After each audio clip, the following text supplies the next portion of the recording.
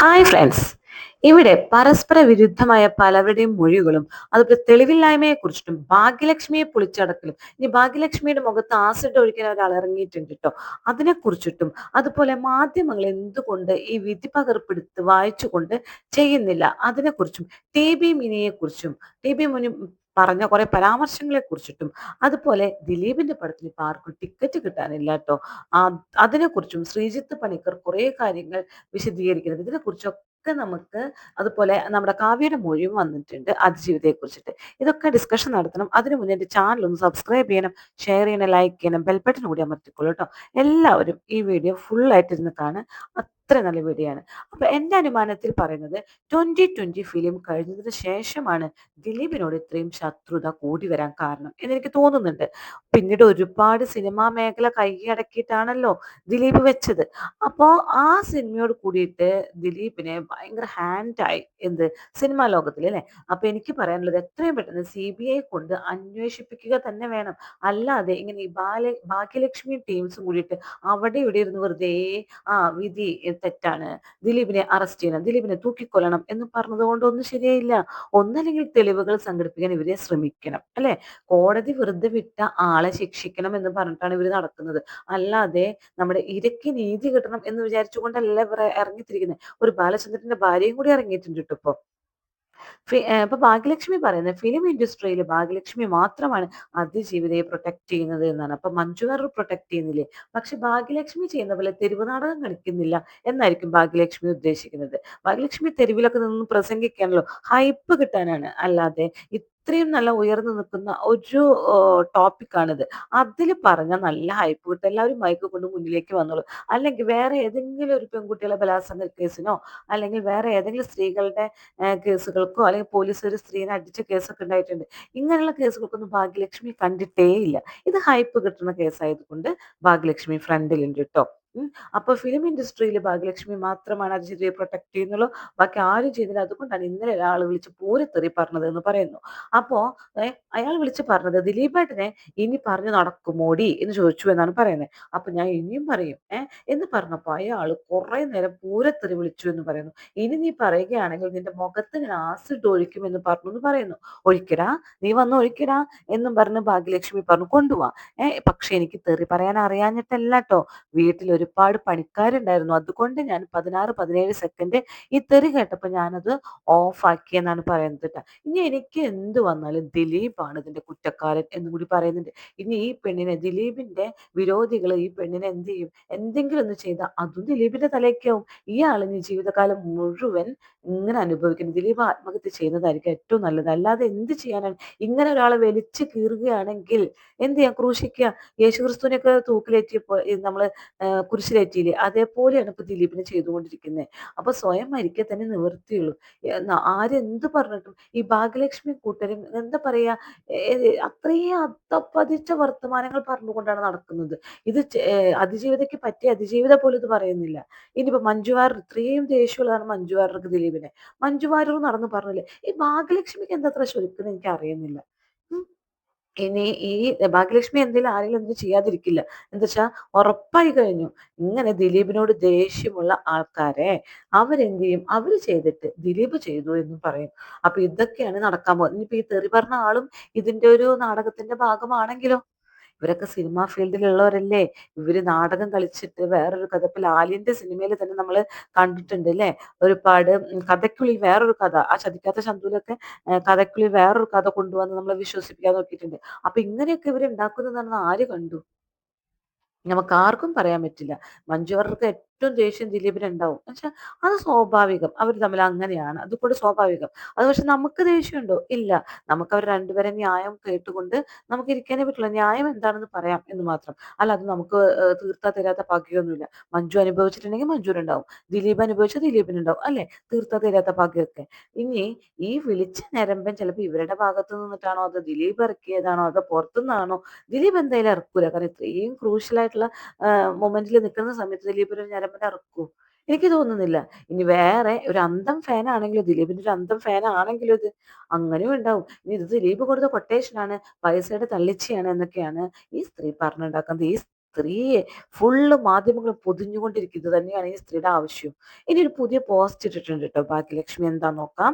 ഏം, ആള് ഈ ആളുടെ ട്ടാ, ഈ ഡാഷ് ആൾ ആരാന്നറിയാലോ? ഫിലിം കാണാൻ ആരൊക്കെ പോകും എന്നൊരു പോള് കണ്ടു, എഴുതി കണ്ടു എന്ന്. ആരൊക്കെ പോകും? അപ്പൊ ഇതിലൂടെ റീച്ച് കിട്ടാനായിരിക്കും ഇയാൾ ഇത് ചെയ്തിട്ടുണ്ടാവുക എന്ന് പറയുന്നു. അവളോടൊപ്പം നിൽക്കുന്നത് ഉം, അവൾ നടി ആയതുകൊണ്ടല്ല, മറിച്ച് അവൾ സ്ത്രീ ആയതുകൊണ്ടാണ് എന്ന് ഭാഗ്യലക്ഷ്മി പറയുന്നു. എങ്കിൽ പിന്നെ കുറേ സ്ത്രീകളുടെ കേസ് ഉണ്ടല്ലോ, ഇതിലൊന്നും ഭാഗ്യലക്ഷ്മിയെ കാണാനില്ല, കുത്തിരിപ്പ് സമരവും കാണാനില്ല, ഒരു ചർച്ചയ്ക്കും കാണുന്നില്ല. ഇനി നെക്സ്റ്റ് അടുത്ത സെന്റൻസ് പറഞ്ഞിരിക്കുന്നത്, അവൾക്ക് സംഭവിച്ച പോലെ മറ്റുള്ളവർക്കൊന്നും ഉണ്ടാവരുത് എന്ന് കരുതിയിട്ടാണ് അവൾ കേസിനെ മൂവ് ചെയ്തത്. അവൾ കേസിനെ മൂവ് ചെയ്യണം, ആരാണ് ചെയ്തതെന്ന് അറിയണം. പോലീസ് തെളിയിപ്പിക്കുന്നില്ലല്ലോ, ഞങ്ങൾക്ക് അറിയിക്കുന്നില്ലല്ലോ, ഞങ്ങൾ അതിനു വേണ്ടി അക്ഷമരായി ഇരിക്കുക തന്നെയാണ്. ഇനി ഇവൾ പോരാടുന്നത് നിങ്ങളുടെ കൂടി പെങ്ങന്മാർക്കും ഭാര്യമാർക്കും മക്കൾക്കും വേണ്ടിയാണെന്നാണ് പറയുന്നത്. അതായത് ആ സ്ത്രീ പോരാടുന്നത് ഇതിനു വേണ്ടിയിട്ടാണ്. ഭാഗ്യലക്ഷ്മി എന്തിനു വേണ്ടി പോരാടുന്നു അതറിയുന്നില്ല കേട്ടോ. ഇനി അവൾക്കൊപ്പം എന്ന് പറയുന്നത് ദിലീപിനെ തെറി പറയുന്നതാണോ എന്നാണ് എന്റെ ക്വസ്റ്റ്യൻ. അല്ലേ? അവൾക്കൊപ്പം. ഞങ്ങളെല്ലാവരും അവൾക്കൊപ്പം തന്നെയാണ്. പക്ഷെ ഭാഗ്യലക്ഷ്മിയും കുറച്ച് കൂട്ടാളികളും മാത്രം ദിലീപിനെ തെറി പറഞ്ഞുകൊണ്ടാണ് അവൾക്കൊപ്പം എന്ന് പറയുന്നത്. അപ്പൊ അവളെ മുൻനിരയിൽ നിർത്തിക്കൊണ്ട് എം, എന്ത് ചെയ്യാണ്? ദിലീപിനെതിരെ യുദ്ധം പ്രഖ്യാപിക്കുകയാണ്. അതുപോലെ തന്നെ ടി.ബി. മിനി പറയുന്നത്, അതായത് നമ്മുടെ അഡ്വക്കേറ്റ് അല്ലെ, അതിജീവിതയുടെ അഡ്വക്കേറ്റ് ആണ്, പറയുന്നത് എന്താണ്? ദിലീപ് ചെയ്തെങ്കിൽ ഈ കുറ്റത്തിന് ഇത്രയും തീവ്ര ഉണ്ടാകുമായിരുന്നില്ല, പ്രശ്നം ഉണ്ടാകുമായിരുന്നില്ല എന്ന്. അപ്പൊ എന്ത് വർത്തമാനാണ് ആ പറയുന്നത്? എന്നിട്ട് ടി.ബി. മിനി പറയാണ്, ഞാൻ പറഞ്ഞ അതിൽ നിന്നൊരു സെന്റൻസ് അടർത്തി മാറ്റിയിട്ടാണ് ഇങ്ങനെ എല്ലാവരും ട്രോൾ ചെയ്യുന്നത്. ഒരിക്കലല്ല, ഇങ്ങനെ ഒരു സെന്റൻസ് ആള് പറഞ്ഞത് തന്നെയാണ്. ഇനി RC ഓണറെ എന്തുകൊണ്ട് ക്വസ്റ്റ്യൻ ചെയ്തില്ല? ഈ വണ്ടിയിൽ വെച്ചിട്ടാണ് റേപ്പ് നടന്നിരിക്കുന്നത്. അപ്പൊ എന്തുകൊണ്ട് RC ഓണറെ ക്വസ്റ്റ്യൻ ചെയ്തില്ല എന്ന് പറഞ്ഞപ്പോ ടി.ബി. മിനി പറഞ്ഞ ആൻസർ എന്താണെന്നറിയോ? അതിനുള്ള ആൻസർ അല്ല പറഞ്ഞത്. അതെ, സുനിക്ക് വേണ്ടിയിട്ടും ദിലീപിനെ വേണ്ടിയിട്ടുമാണ് എന്നെ ക്വസ്റ്റ്യൻ ചെയ്യുന്നത് എങ്കിൽ ഞാൻ ഇവിടെ നിന്ന് ഇറങ്ങിപ്പോകും. എനിക്കിത് കേട്ട് നിൽക്കാൻ പറ്റുകയില്ല. ഇതൊക്കെ ഇതൊക്കെ ഞങ്ങളുടെയും സാധാരണക്കാരുടെയും ക്വസ്റ്റ്യൻസ് ആണ് ടി.ബി. മിനി, അല്ലാതെ ആ ഇന്റർവ്യൂ ചെയ്യുന്ന ആള് ചോദിക്കുന്ന ക്വസ്റ്റ്യൻസ് അല്ല. ഞങ്ങൾക്ക് അറിയണമെന്നുണ്ട്, എന്തുകൊണ്ട് RC ഓണറെ ക്വസ്റ്റ്യൻ ചെയ്തില്ല? ഇതൊക്കെ ഞങ്ങൾക്കറിയണം. പക്ഷെ ഇത് ഈ അഭിഭാഷകരുടെ വായിൽ നിന്ന് പോലും ആൻസർ കിട്ടുന്നില്ല. പിന്നെ എങ്ങനെയാണ് നമ്മൾ ഇതൊക്കെ അറിയുക? ഈ ലാലിന്റെ മകനെയോ എന്തുകൊണ്ട് ക്വസ്റ്റ്യൻ ചെയ്തില്ല എന്ന ചോദ്യത്തിന് ഇവര് പോലും മറുപടി പറയുന്നില്ല. അപ്പൊ ഉത്തരം മുട്ടിപ്പോയി. അപ്പൊ അതിനുള്ള ആൻസർ എന്താണ്? ഇവരെ കുറിച്ച് പൊക്കി പറയാനാണോ? ശരിക്കും സുനിനെ കുറിച്ച് ദിലീപിനെ കുറിച്ച് പൊക്കി പറയാനല്ല ആ പറഞ്ഞത്. ഞങ്ങൾക്ക് അറിയേണ്ട ഒരു ആൻസർ ആയിരുന്നു. അത് നിങ്ങൾ ആരും പറയുന്നില്ല. ഞങ്ങൾ എവിടെ ചെന്ന് ചോദിക്കും? പറ. ഇനി നിങ്ങൾ ഫസ്റ്റ് ചെയ്യേണ്ടത് എന്താണെന്നറിയോ? ഭാഗ്യലക്ഷ്മിയോടും കൂട്ടരോടും പറയണത് എന്താ വെച്ചിട്ടുണ്ടെങ്കിൽ, പൾസർ സുനിക്കും അമ്മയ്ക്കും പൈസ എവിടെ നിന്നാണ് കിട്ടുന്നത്? ആ സോഴ്സ് കണ്ടെത്തൂ. കോടിക്കണക്കിന് രൂപ, ലക്ഷക്കണക്കിന് രൂപ അവൻ അനുഭവിക്കുന്നുണ്ട്. അവൻ വരുന്ന കാർ ആരുടേത്? അവൻ നടക്കുന്ന കാർ ആരുടെ? ബോഷ് കാറിലാണ് അവൻ വരുന്നത് അല്ലെ? അതൊക്കെ ആരുടെയാണ്? ഇതൊക്കെ നിങ്ങളൊന്ന് കണ്ടുപിടിക്കോ, അല്ലെങ്കിൽ പോലീസിനെ ഏൽപ്പിക്കോ, അല്ലെങ്കിൽ നിങ്ങൾ CBI കൊണ്ട് അന്വേഷിപ്പിക്കാൻ പറയൂ. ദിലീപിനെ പിടിക്കൂ, ദിലീപിനെ തൂക്കിക്കൊല്ലൂ, ദിലീപിനെ പിടിക്കൂ എന്ന് പറയാതെ ഒരു CBI കൊണ്ടുവരൂ, എന്നിട്ട് ഈ കേസ് തെളിയിക്കൂ എന്ന് പറയൂ. ഇതൊരിക്കലും ചെയ്യാതെ ഈ കേസ് തെളിയില്ല ഭാഗ്യലക്ഷ്മി. എന്താണ് ഭാഗ്യലക്ഷ്മി തിരുമലയോട് ഇത്രയും ഒരു ദേഷ്യം? കൂട്ടർക്കും ബാലചന്ദ്രൻ അയാളുടെ ഭാര്യയും കൂടി ഇതിൽ ഇറങ്ങിയിട്ടുണ്ട് കേട്ടോ. നമുക്കൊരു വോയിസ് കേട്ട് നോക്കാം. കഴിഞ്ഞതിന് ശേഷം ഗോവയിൽ ഒരു പാച്ച് വർക്ക് പോലെ ഒരു ദിവസം ഷൂട്ട് ഉണ്ടായിരുന്നു. ആ ഷൂട്ടിന് പോകാനായിട്ട് ഇവിടുന്ന് എല്ലാവരും ഫ്ലൈറ്റിനും ട്രെയിനിനും ഒക്കെ ആയിട്ടാണ് ബാക്കി എല്ലാവരും പോയത്. ഒരു കാർ മാത്രം ഇവിടുന്ന് പോയി. ആ ഒരു കാർ ഓടിക്കാനായിട്ട് ഒരു ഡ്രൈവറെ തീരുമാനിച്ചപ്പോൾ ഈ സുനി എന്ന് പറഞ്ഞ ആളെ തീരുമാനിച്ചത് അത് മറ്റൊന്നും കൊണ്ടല്ല, അയാൾ അത്രയും മിടുക്കനായത് കൊണ്ടിട്ടാണ്. കഴിഞ്ഞാണ് പിന്നെ സുനി കയറിയത്. സുനി കയറിയ ഉടനെ അയ്യോ എനിക്ക് അറിയാലോ ഈ ചേട്ടനെ നന്നായിട്ട്. അപ്പൊ ഞാൻ ചോദിച്ചു എങ്ങനെയാണ് നിനക്ക് ഇയാളെ പരിചയം എന്ന് വെച്ചപ്പോൾ, ഗോവയിലെ ഒരു പടത്തിന്റെ ഷൂട്ടിംഗ് സമയത്ത് ഒരു മാസം ഇയാളായിരുന്നു ആ പ്രൊഡക്ഷന്റെ ഡ്രൈവർ. ഇവരുടെ പരസ്പര വിരുദ്ധമായിട്ടുള്ള മൊഴി നിങ്ങൾ കേട്ടോ. ഒരാൾ പറയുന്നു 1 ഡേ ഷൂട്ടിന് വേണ്ടി മാത്രമാണ് അയാൾ വിളിച്ചത്, അയാൾ അത്രയും എക്സ്പെർട്ട് ആയതുകൊണ്ടാണ് വിളിച്ചതെന്ന് ലാല് പറയുന്നു. ലാലിന്റെ സിനിമയാണ് കേട്ടോ പറയുന്നു. പക്ഷേ ഈ അതിജീവിത നമ്മുടെ ഈ ഭാഗ്യലക്ഷ്മിയോട് പറഞ്ഞു എന്ന് പറയുന്നത് 1 മന്ത് അവിടെ ഷൂട്ടിംഗ് ഉണ്ടായിരുന്നു, അതിന് വേണ്ടിയിട്ടുള്ള ഡ്രൈവർ സുനിയായിരുന്നു. ഇതാര് പറയുന്നതാണ് നമ്മൾ വിശ്വസിക്കുക? അപ്പൊ ഇവരുടെ പരസ്പര വിരുദ്ധ മൊഴി എന്തുകൊണ്ട് ചോദ്യം ചെയ്യുന്നില്ല? എനിക്കിത് പറഞ്ഞു മടുത്തു തുടങ്ങി. എന്തുകൊണ്ട് ഇവർ ക്വസ്റ്റ്യൻ ചെയ്യുന്നില്ല? CBI വന്നേ പറ്റൂ. ഇനി ഒരു ലേഡി പൾസറിനെ കുറിച്ച് പറയുന്നത് നിങ്ങളൊന്ന് കേൾക്കട്ടെ. പൾസർ അത്രയും നല്ല ബാക്ക്ഗ്രൗണ്ട് ഉള്ള ഒരാളാണ്. പൾസർ സുനിയെ കുറിച്ച് ഒരു ലേഡി പറയുന്നത് മുന്നേ നമ്മുടെ വണ്ടി ഓടിക്കാൻ വേണ്ടി വന്നിട്ടുണ്ട്. അപ്പൊ പുള്ളിക്കാരന്റെ സ്വഭാവം നമുക്ക് ശരിയെല്ലാം തോന്നിക്കഴിഞ്ഞപ്പോഴത്തേക്ക് നമ്മള് ദേഷ്യപ്പെട്ട് പറഞ്ഞു വിട്ട്. അടി കൊടുക്കേണ്ട സാഹചര്യം ഉണ്ടായിട്ട് പോലും നമ്മൾ അങ്ങനെയൊന്നും ചെയ്തിട്ടില്ല. പക്ഷെ എന്നാലും നമ്മൾ അവനെ പറഞ്ഞു വിട്ടത്. ദിലീപേന്റെ ഇഷ്യൂസ് അതിജീവിതയുടെ ആ ഒരു ഇഷ്യൂസ് വന്നു കഴിഞ്ഞപ്പോഴാണ് നമ്മള് ടിവിയിൽ കണ്ടപ്പോഴാണ് അയ്യോ ഇതാണ് പൾസർ സുനി. കേട്ടില്ലേ? ഇതൊരു സാധാരണ സ്ത്രീയാണ് സമൂഹത്തിലെ. അവരവരുടെ വീട്ടിലെ ഒരു ഡ്രൈവറെ നിയമിച്ചത് ഈ പൾസർ സുനിയെയാണ്. ഈ പ്രശ്നം നടക്കുന്നതിനേക്കാൾ മുന്നാണ് കേട്ടോ. അപ്പൊ എന്നിട്ട് അടി കൊടുക്കേണ്ട സിറ്റുവേഷൻ വന്നപ്പോ ഇവരത് പറഞ്ഞു വിട്ടു. മര്യാദക്കാരായതുകൊണ്ട് വേഗം പറഞ്ഞു വിട്ടു. അടി കൊടുക്കാനും തന്നില്ല, നീ ഇവിടുന്ന് പൊയ്ക്കോന്ന് പറഞ്ഞു. ഇങ്ങനെ ഇത്രയും നാറിത്തരം ഇവൻ പണ്ടേ മുതൽ ചെയ്യുന്നവനാണ്. ഇവന് അത്രയും കേസ് കെട്ടുകളുണ്ട്. ഇവന് അടി കൊടുക്കേണ്ടത് തന്നെയാണ്. ഈ നരാധവന് അടി കൊടുക്കേണ്ടത് തന്നെയാണ്. എന്നിട്ടും ഇവനെ വിശ്വസിക്കുന്നു. ഇവനാണ് പറയുന്നത് ദിലീപ് ചെയ്തു. ഇവനെ വിശ്വസിച്ചുകൊണ്ട് ഈ പെൺപട ഇറങ്ങിത്തിരിക്കുന്നു. പെൺപട മാത്രമല്ല കേട്ടാ, അടി കൂടെ നടക്കുന്ന കുറേ എന്താ പറയാ ഗൂഢാലോചനക്കാരും ഇറങ്ങിത്തിരിക്കുന്നു. എന്താണ് ഇതിനൊക്കെ പറയാ? ഒരു മാധ്യമങ്ങളും വിധി പകർപ്പെടുത്ത് ഇതുവരെ വായിച്ച് വായിച്ച് നമുക്ക് കേൾപ്പിച്ചിട്ടില്ല. ഓരോ പേജസ് എടുത്ത് ഇതൊക്കെ നടന്നിരിക്കുന്നത്, ഈ തെളിവുകളൊന്നും ഉണ്ടായിരുന്നില്ല, അതുകൊണ്ടാണ് വെറുതെ വിട്ട് എന്നിവര് പറയുന്നുണ്ടോ? ഇല്ല. അങ്ങനെ പറഞ്ഞാൽ ദിലീപ് കുറ്റക്കാരനല്ല എന്ന് തെളിയും. ഇവർ തന്നെയാണ് ദിലീപ് കുറ്റക്കാരനാണ് എന്ന് പറഞ്ഞുകൊണ്ട് നമ്മുടെ ബ്രെയിനിൽ കുത്തിവെച്ച് തന്നിരിക്കുന്നത്. അല്ലെ? ഒരു മാധ്യമം പോലും അങ്ങനെ പുറത്തു വിടുന്നില്ല. അപ്പൊ ഒരാൾ പറയുന്നത് കളിയാക്കിക്കൊണ്ട്, മാധ്യമ പ്രവർത്തകരെ കളിയാക്കിക്കൊണ്ട് പറയുന്നത് അവർക്ക് ഇംഗ്ലീഷ് അറിയില്ലായിരിക്കും, അതുകൊണ്ടായിരിക്കും എന്ന് അയാൾ പറയുന്നു. ഇംഗ്ലീഷ് അറിയാത്തവരല്ല മാധ്യമ പ്രവർത്തകരെ, അവർക്കറിയാം. പക്ഷെ അവരെന്ത് ചെയ്യില്ല? അത് വിധി പകർപ്പെടുത്ത് വായിച്ചുകൊണ്ട് നമുക്ക് തെളിയിച്ചു തരില്ല.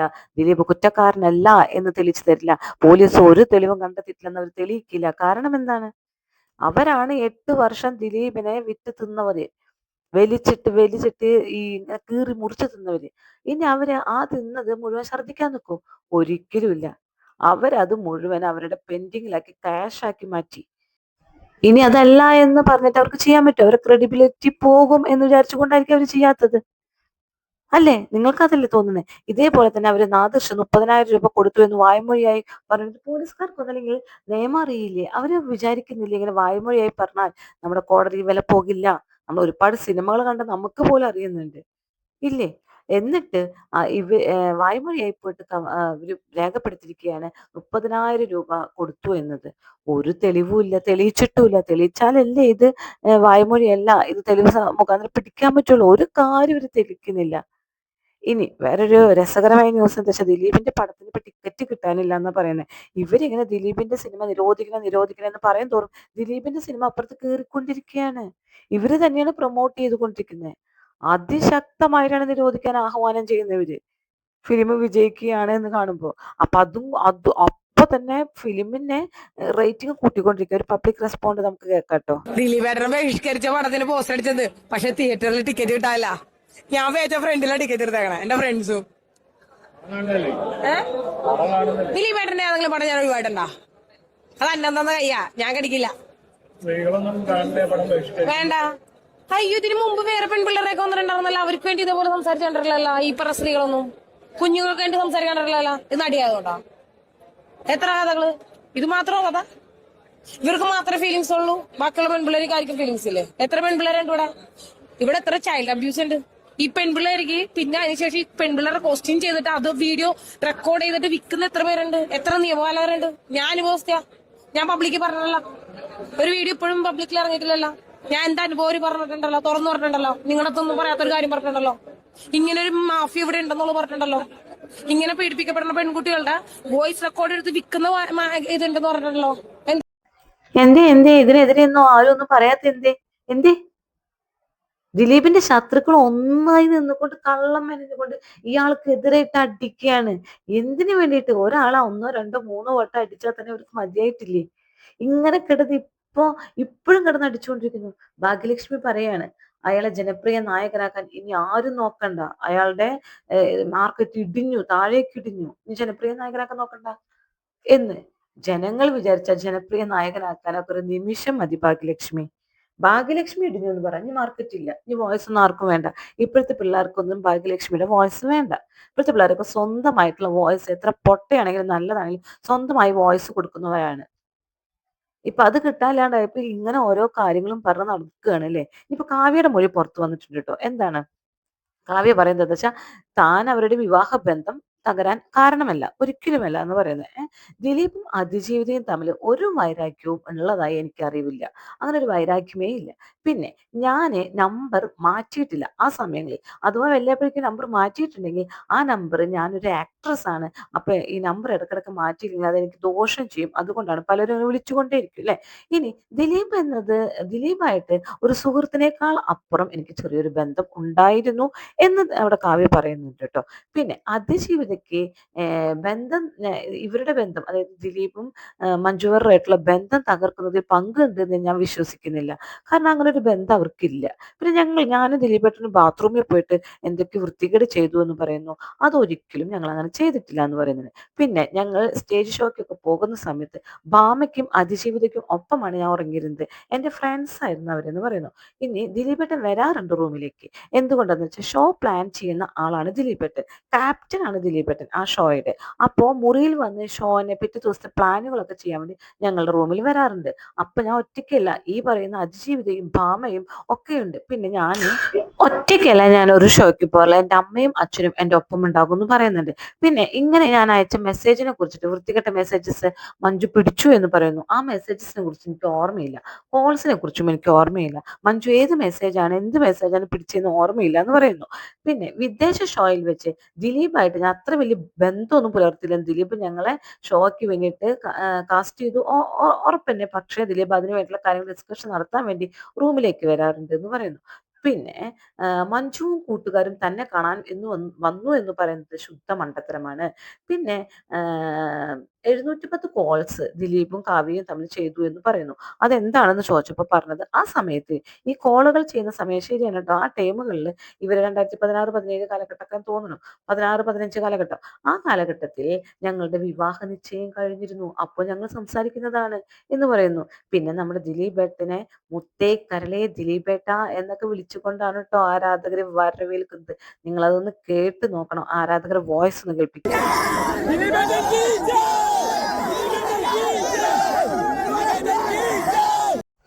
ദിലീപിന്റെ ഫാൻസ് മാത്രമല്ല, ദിലീപിനോട് ഇപ്പം എല്ലാവർക്കും സിമ്പതി ആയി തുടങ്ങിയിട്ടുണ്ട്. നിങ്ങളാണ് അതിന്റെ പ്രധാന കാരണം, ഭാഗ്യലക്ഷ്മിയാണ് അതിന് കാരണം. ഇനി നമ്മുടെ ലളിത ചേച്ചി പറയുന്ന ഒരു വോയിസിലും കേട്ടുക, നമുക്ക് വൈൻഡ് അപ്പ് ചെയ്യാം കേട്ടോ. പക്ഷെ അവളെ എനിക്ക് ഇഷ്ടമാണെന്ന് പറഞ്ഞിട്ടുണ്ട്, പല പ്രാവശ്യം പറഞ്ഞിട്ടുണ്ട്. എനിക്ക് ഭയങ്കര ഭയങ്കര പൊട്ടിയാണ് ചേച്ചി, ഭയങ്കര പൊട്ടിയാണ്, മന്ദബുദ്ധിയാണ് എന്നൊക്കെ പറഞ്ഞിട്ടുണ്ട്. അപ്പൊ നമ്മൾ ചിരിക്കാന്നല്ലാതെ വേറെ ഒന്നും അതിന് മറുപടി ഒന്നും പറയാനൊന്നും പോയിട്ടോ. ഇത് മരിച്ചുപോയി ലളിത ചേച്ചി പറഞ്ഞതാണ്. അവർ തമ്മിൽ ചെറിയൊരു ബന്ധം ഉണ്ടായിരുന്നു, ചെറിയ ഇഷ്ടമാണെന്നൊക്കെ പറഞ്ഞിട്ടുണ്ട്. അതൊക്കെ ഓക്കെ, അതൊക്കെ ആയിരിക്കാം, നമുക്കതൊന്നും അറിയത്തില്ല. ഇതൊക്കെ ഇവരുടെ പേഴ്സണൽ മാറ്റേഴ്സ്. അതൊന്നും നമ്മളത് ചകയുന്നില്ല. നമുക്ക് വേണ്ടത് അതിജീവിതയ്ക്ക് വേണ്ടി നീതിയാണ്. അതിജീവിതയെ ആരാണ് ഗൂഢാലോചന ചെയ്ത് ഇങ്ങനെയാക്കിയത്, ഇതാണ് നമുക്ക് അറിയേണ്ടത്. അതും എത്രയും പെട്ടെന്ന് കണ്ടുപിടിക്കണം. ലാലിലേക്കും മകനിലേക്കും ഒക്കെ അന്വേഷണം പോകണം. അവരെ പിടിച്ച് ജയിലിടണം എന്നല്ല ഞാൻ പറയുന്നത്, അന്വേഷിക്കണം. അന്വേഷണം പോകണം. ദിലീപിലേക്ക് അന്വേഷണം വന്ന പോലെ തന്നെ അന്വേഷിച്ച് നെല്ലും പതിരും തിരിച്ചറിയണം എന്ന് മാത്രമേ എനിക്ക് പറയാനുള്ളൂ. Okay, thank you.